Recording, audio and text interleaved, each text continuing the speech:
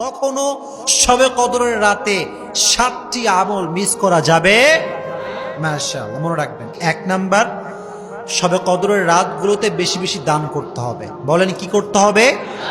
2 number, কোরআন তেলাওয়াত করতে হবে। 3 নাম্বার, তাহাজ্জুদ এবং নফল পড়তে হবে।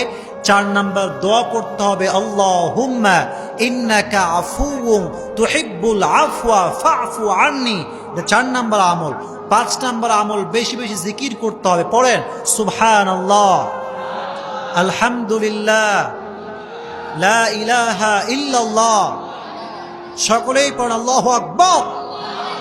জিকির করতে হবে। 6 নাম্বার, সকলেই এই শেষের 10 দিন স্পেশালি ইশা এবং ফজরের সালাত বা জামাত আদায় করবেন ইনশাআল্লাহ। আর সর্বশেষ সকলেই বেশি বেশি পড়বেন আস্তাগফিরুল্লাহ।